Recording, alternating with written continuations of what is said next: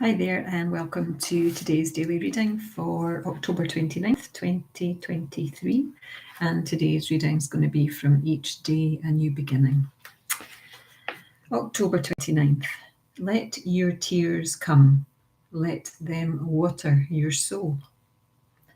Letting down our guard, releasing the tension that keeps us taut, often invites our tears, tears that soften us, melt our resistance, reveal our vulnerability, which reminds us that we are only human. So often we need reminding that we are only human. Perfectionism may be our bane, as it is for so many of us. We've learned to push harder, and even harder yet, not only ourselves, but those around us. We must be better, we think, and we tighten our hold on life. The, the program can help us to loosen our grip if we'll let it. The magic is that when we loosen our grip on this day, this activity, this person, we get carried gently along and find that which we struggle to control happening smoothly and naturally. Life is a series of ironies. We should not hide from our tears. We can trust their need to be present. Perhaps they need to be present for someone else as well as ourselves. Tears encourage compassion. Maybe our assignment in life today is to help someone else experience compassion. My tears will heal, and the wounded are everywhere. Interesting. When this little book talks about the program, I kind of hesitated there when I got to that line.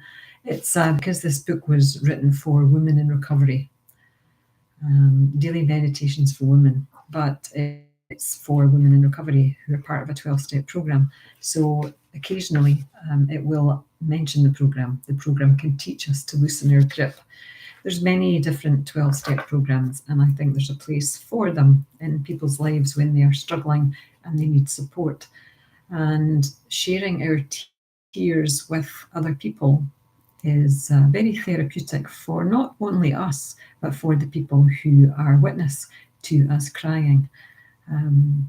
I think sometimes when we show our vulnerability to other women, that it's helpful. It's like a gift to them that they don't have to be strong all the time, that you are crying. I am someone who is deemed strong.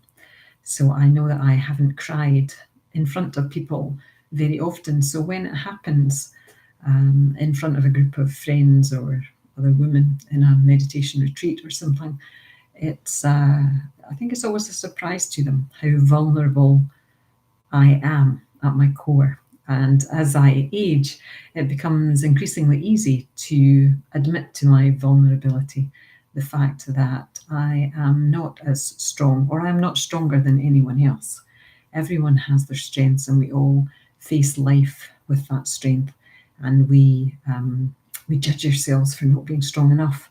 We think that we should be better, we should be more.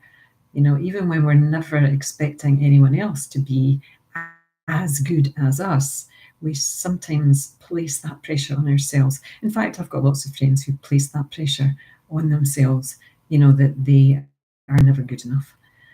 So the Batch Flower Remedies have helped me immensely with my good enough, my perfectionism, and the fact that I can do less than perfect. Because there is really no perfect. Perfect is in the eye of the beholder, isn't it? You might think something is perfect, but the next person won't. So there is no point in striving for perfect. There's a point in striving for good enough, but the best we can do on any given day, at any given moment, is enough. We do our best, and that's enough. And that's something to contemplate today. And maybe my compassion for all of you out there will be something that you feel today, and that you give it to yourself. Turn that compassion around and give it to yourself today. So 5 minutes are up.